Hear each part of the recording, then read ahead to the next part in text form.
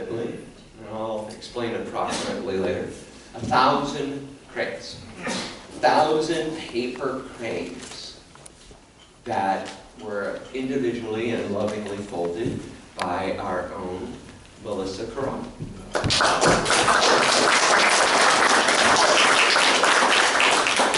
Sorry, I'll mess it up. Okay. Melissa Caron. Here we are. And she told me, I'll let her explain it in the salon when we talk about it too. She said folding them was the easy part. Hanging them was the hard part. So our whole team came together this week, and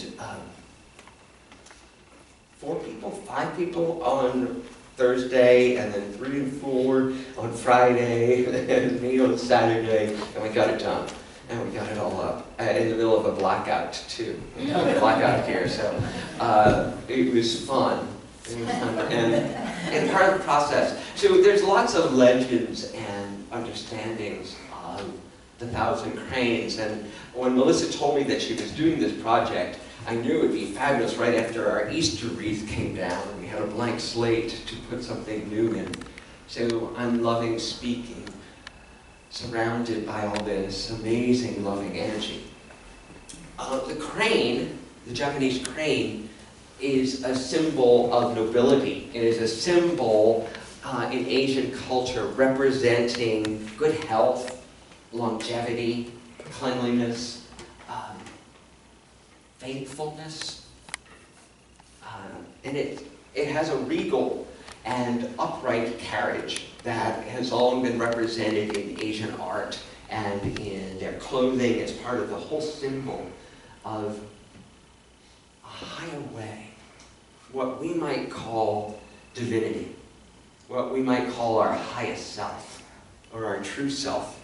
According to ancient Chinese legends, cranes were thought to be well-behaved gentlemen, incorruptible and naturally clean and honest. To be compared to a crane, then, was to be the highest of compliments. A respected person was also a figure stoled like a crane, and he was often represented as, "You are a crane among chickens." Or she. A crane among hens. To stand out and to stand up. In the late 1970s, an origami book was published, 1700s, excuse me, and in the 1700s, an origami book was published on how to fold a paper crane. And it became instantly popular all across Japan and took on, and there's legend that came along with it, that the person who folded 1,000 cranes got themselves a wish. The end of folding the 1,000 cranes, they get a wish granted. So, Melissa, have you identified your wish yet? I have. You have? Okay, we're going to have to hear more about that. So, we know in Unity and New Thought that there is no outside deity granting our wishes, even though that doesn't stop us from doing it, right? From wishing upon a star, or wishing for some higher power, or even pleading and supplicating to the God, "Please, please, please, let me have this." In New Thought, we believe that God is not up there in the sky, but God is everywhere present, within us, as us. And that what we are praying to, and what we are praying for, is our own shift in awareness and our own shift of consciousness, so that our prayer is answered by our movement in spirit, by our letting go of what's blocking us, and our aligning ourselves with the stature of a crane, with our aligning ourselves with our highest and truest nature.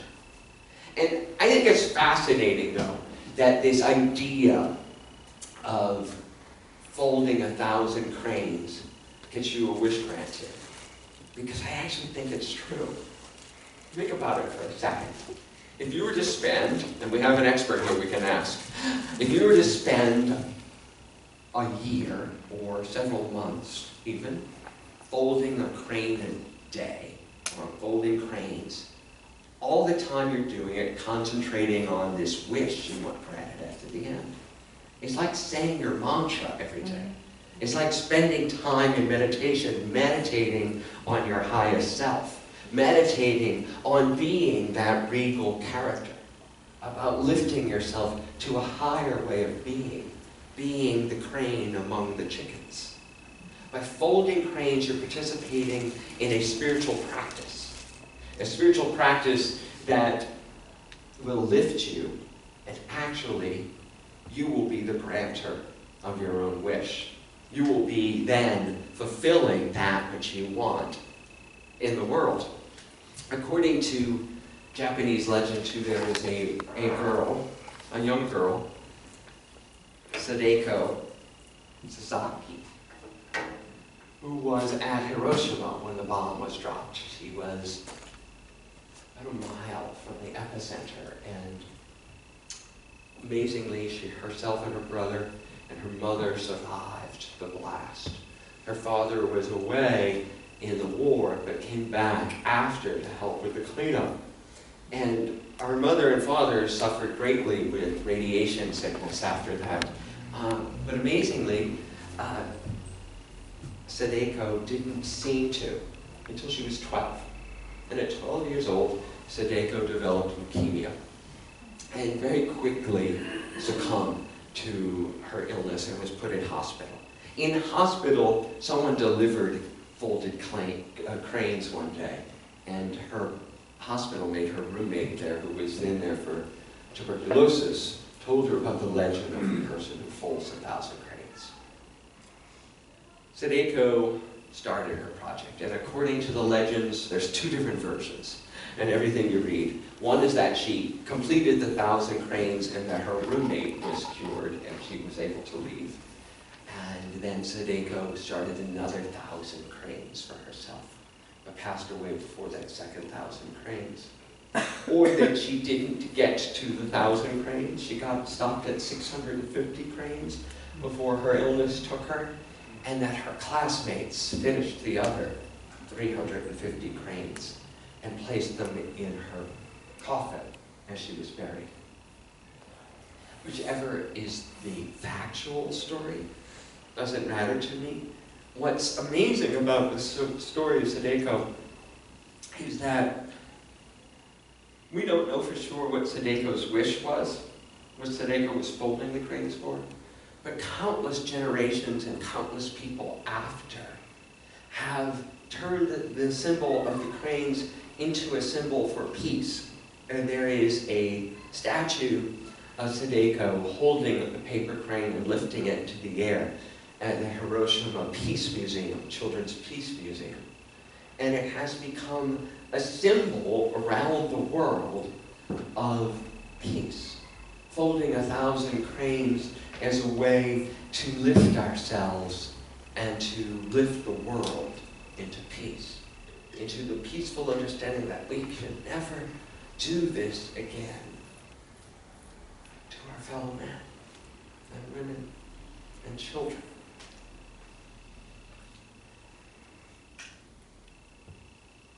While the world is far, far from peaceful,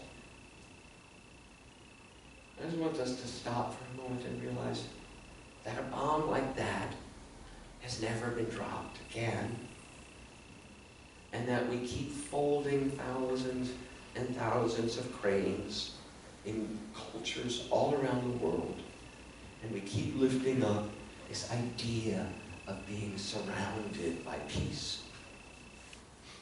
So,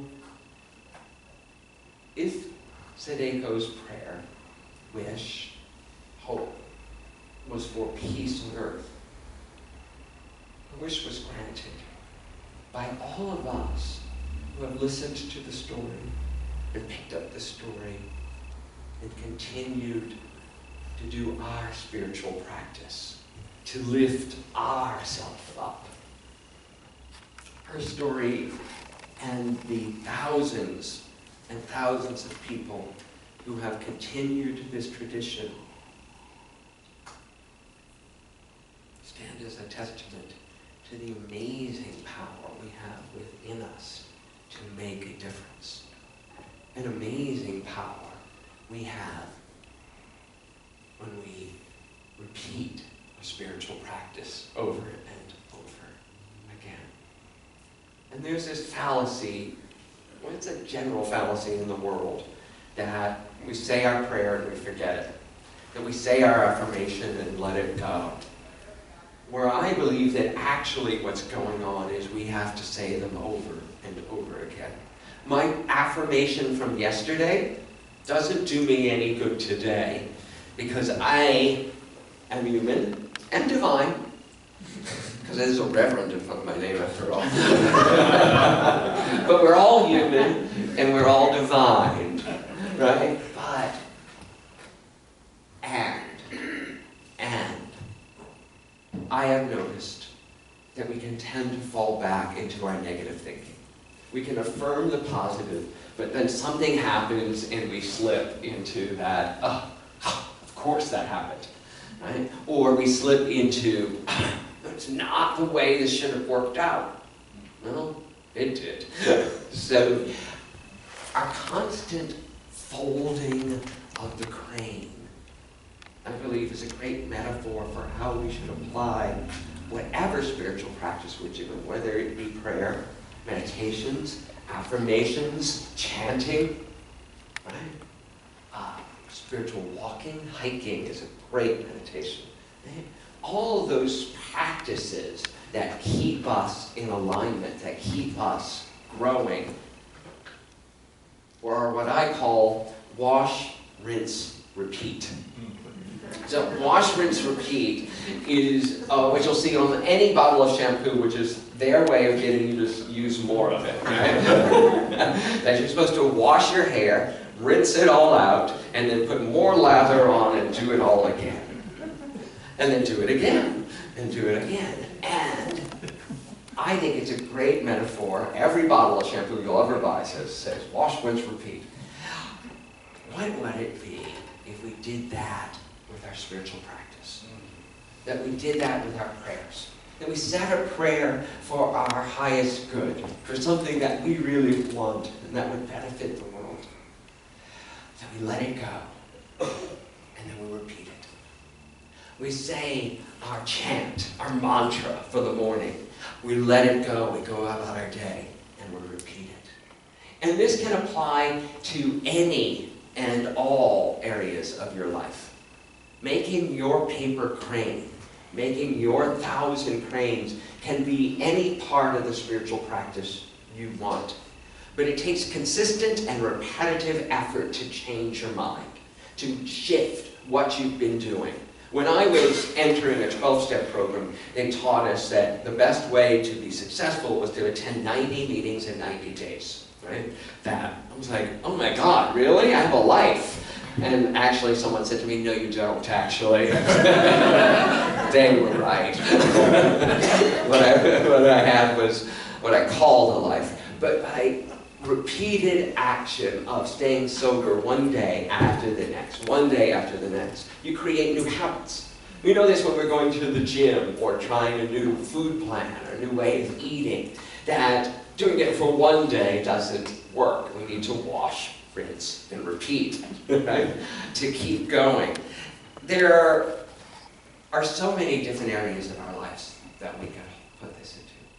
And the first one that comes to mind for me, because of Daigle's story and because of unity, is our health. Right? Our health is a place that we really could apply this teaching of affirmations, prayers, in repetition, in wash, rinse, repeat. So if you're struggling with something right now physically, in your health life, in your body, I invite you to look for the places right now where it's working, where your body is optimized at the moment, and affirm and give blessings to that. And then let it go and repeat it. Do not focus on the area that's not working at first. Bless what is and watch that grow and multiply. Right?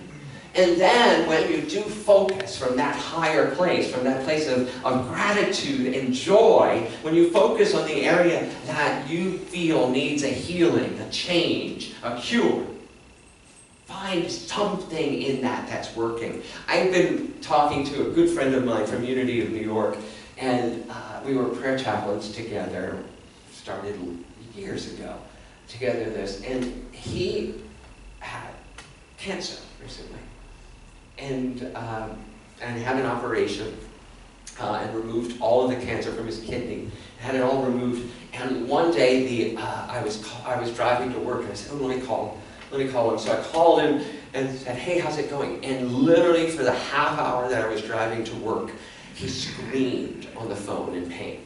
He just was in so much pain. He was off of his pain meds, and he had done too much in the morning, and he just screamed. And I just sat there with him saying, it's all right.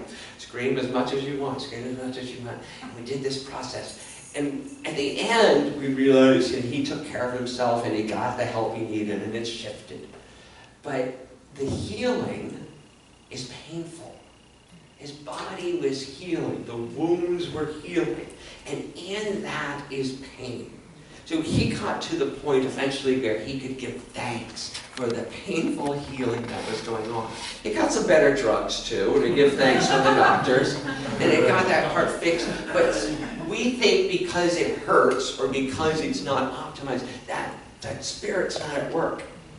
Wash, rinse, and repeat. Even in the midst of what seems like failure, it seems like wrong or bad, is at work. Spirit is at work. When you cut your finger, it starts to heal immediately. 2 days later, it hurts like hell. But it's also part of the healing.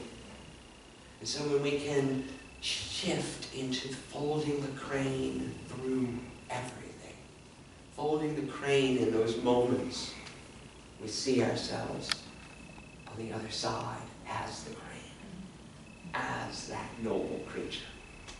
Another one is finances, of course, right? Money. Money. Nobody has any issues here with money, right? Because you're all evolved New Thought people. So look at your bank account right now. How much is in your bank account? I would bet you that every one of us would like more of it to be there, regardless of how much it is. The majority of us anyway, right, would like a little more in that bank account. So when we focus again, when we choose to focus on what's not there, we are setting ourselves up. But if we fold the crane to realize that we are incredibly rich. I know a lot of you in this room, and I know what some of you are working with and struggling through, and I know what some of you are not struggling around. But I also know that every one of you is rich, regardless of what your bank account says. You're absolutely blessed. And I don't say that lightly. In the world where most people live on less than $1 a day, we are wealthy beyond belief. And what's most amazing to me about that is that we're not the happiest. Right? We may be the wealthiest nation on earth, but we're not the happiest nation on earth. So for me, the way to shift that, to fold this crane around finances, is to fold and to give thanks for what is there, for the abundance we sit in and we live with. Whether it be our $5 coffees, whether it be our pensions or Social Security, or whatever it is, give thanks for it being there. And it shifts to. And then when you affirm that the good is continuing to come to you, you're actually opening channels. By blessing what is, you are opening channels of good to come from the one source. Opening new pathways for it to be seen because you are lifting yourselves above the chickens. You're lifting yourself from pecking at the ground to soaring with the cranes. Relationships. Relationships is another way to fold our cranes. If you want a more fulfilling relationship, then be it. Literally be it. Be the crane. Be the best person in the relationships you have. And give your attention and your focus and your gold, your value, to the relationships that serve you.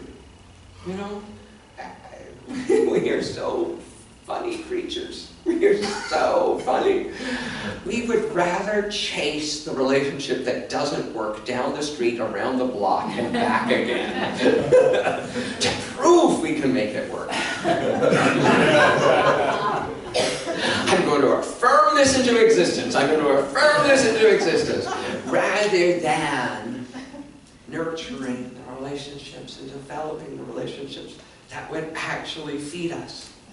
We get this little funny bit, and I've noticed it in myself, that when we think we know what's our good, and that we know that thoughts are things, and that our thoughts create, that we can somehow create someone else's reality. If we can make this other person behave like we think they should. And that's where we get really off track, because if God, that energy, that force, that creative energy that exists on all this, can't make us do anything, why do we think I can make Nelson do anything? Why do I think I can make anyone else behave any way other than they want to behave? So when we can see ourselves, know ourselves, as we fold the crane, as we repeat the practice, as we repeat the mantra that I am worthy of wonderful relationships, as we repeat the chant that I have fulfilling and energizing and loving relationships in my life, that folding of the crane, that wish is granted. Wash, rinse, and repeat. And one of the best ones and the hardest ones for me is to, as I mentioned before, is to let go of negative self-talk. If I spoke to other people the way I speak about myself, I wouldn't have this job. I don't know that I'd have most any job. But I catch myself sometimes beating myself up verbally for something that happened a week ago, or 20 years ago, or 30 years ago, and go, wow, this vein runs deep. This understanding of who I am runs deep.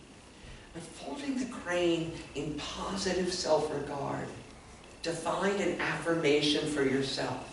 I am a wonderful expression of love. I am divinely talented. I am a gift to the world. I am a gift to this community. I am smart. I am loving, kind. Imagine folding that 1,000 times. Imagine understanding that if I say to myself, I am worthy of love, every time I folded a crane, 1,000 times wash, rinse, repeat. I am worthy of love. I am worthy of love. I am worthy of love. How that 1,000 times wash, rinse, repeat erases those deep veins of negative self-talk. And then, most importantly, in this world that so desperately needs it, what if we became a chant for peace? What if in every folding of our crane we said, I am peace in the world? Not let there be. That's why we don't sing it anymore. Let there be peace on earth. I am the peace on earth. I am the peace It's not out there, it's in here. Peace on the planet begins inside here. When you can be peace in the middle of a protest march, when you can be peace in the middle of a war zone, when you can be peace in front of your family, then you're on your way. You can be peace. So 1,000 times hold that crane. I am the peaceful center of whatever is going on in the world. I am the peace that the world needs. I am an ambassador of peace to all nations. I am an ambassador of peace right here and right now. And every time we fold that crane, 1,000 times, 1,000 times, and 1,000 times, we are literally shifting ourselves and transforming the whole world. These are not static figures. These are not permanent. One of the most amazing legends about these is that they are put out in nature. They are put out in the sun and in the rain and in the snow to dissolve and be replaced. Because our affirmations, our prayers, and our spiritual practice isn't permanent. We must wash, rinse, and repeat. We must practice over and over again. Our yesterday's affirmations, yesterday's prayers, yesterday's chanting don't serve you today unless you build on them, unless you continue to build on that firm foundation and to continue washing and rinsing and repeating.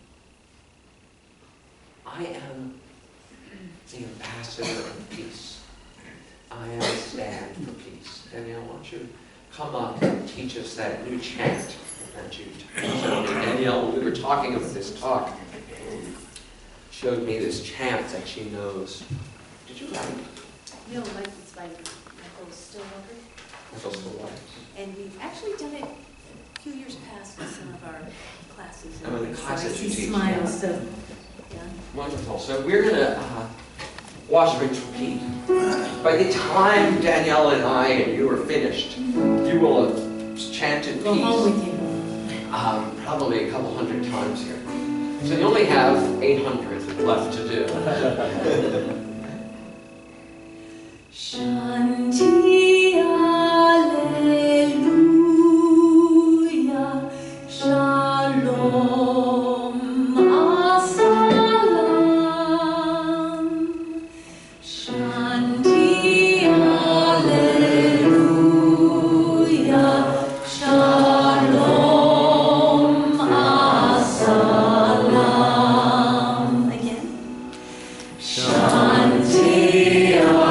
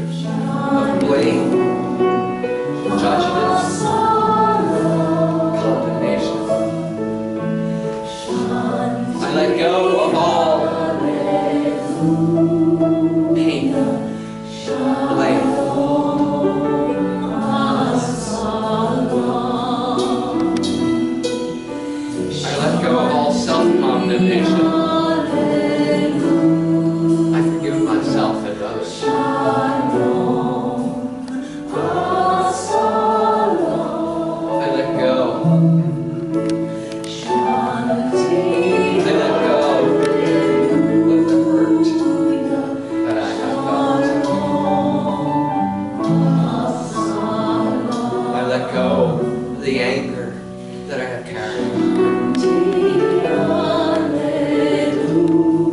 I let go of the disappointment I felt. I let go of the words that caused me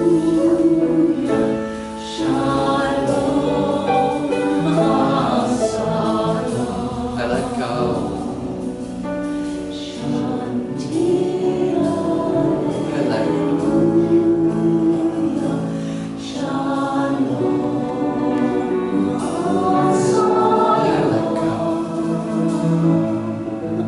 I let go. I let go and let the silence take me.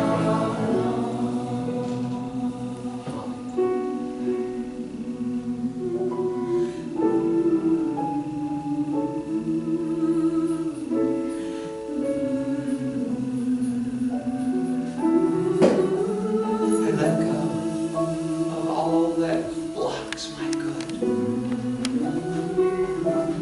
I let go of anger and become peace. I am peace. I am peace. I am peace. I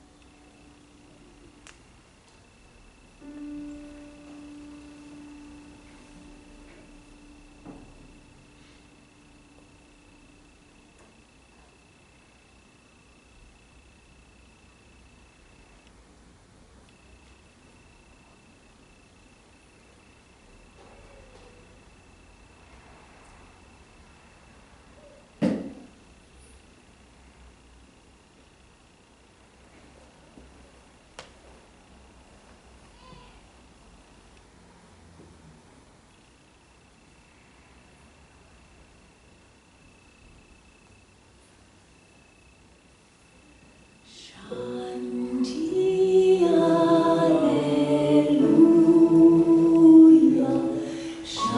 I bring this peaceful energy into the world with me. Wherever I am the peace in that situation. Wherever I go, shalom, I am peace. Wherever I am needed, I am the ambassador of peace.